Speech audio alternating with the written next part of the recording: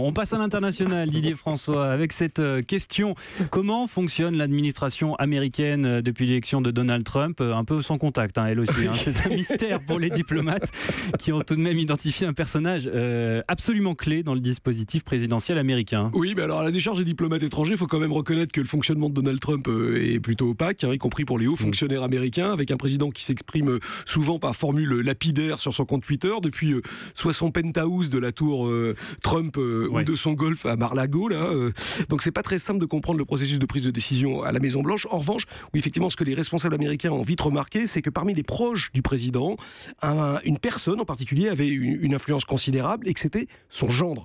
Donc Jared Kushner, le mari d'Ivanka, fille aînée et préférée de papa, au point d'ailleurs qu'elle assume une partie des fonctions de première dame, qui n'a pas l'air de beaucoup amuser sa mère.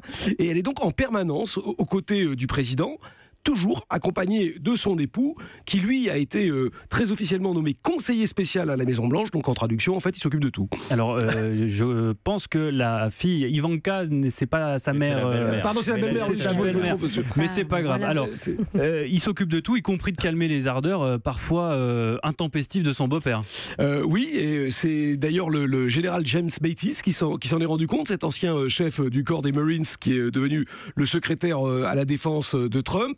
En début de mandat, il a remarqué que les tweets les plus ravageurs du président, qui provoquaient le plus de polémiques, tombaient toujours un samedi. Alors, il se trouve que Jared Kushner est juif orthodoxe extrêmement pratiquant, et donc à l'évidence il fait Shabbat, et donc il ne contrôlait pas pendant cette période le téléphone du président. Et donc c'est vrai que c'est une petite anecdote, mais elle est révélatrice de deux choses. D'abord de l'influence réelle du gendre sur son beau-père, et surtout de son effet modérateur sur un nombre important de sujets, à tel point que les militaires américains se sont assez vite rapprochés et se sont appuyés sur Jared Kushner pour obtenir des arbitrages qui leur soient favorables sur plusieurs points de politique internationale. Et on le dit aussi assez proche des positions israéliennes. Oui, alors ça c'est assez commun aux États-Unis, mais effectivement Jared Kushner est assez proche du Premier ministre Benjamin Netanyahou, et il a certainement pesé en faveur de la reconnaissance de Jérusalem comme capitale d'Israël, mais c'est surtout l'artisan très actif du rapprochement entre Israël et l'Arabie Saoudite. Son idée c'est de créer une véritable alliance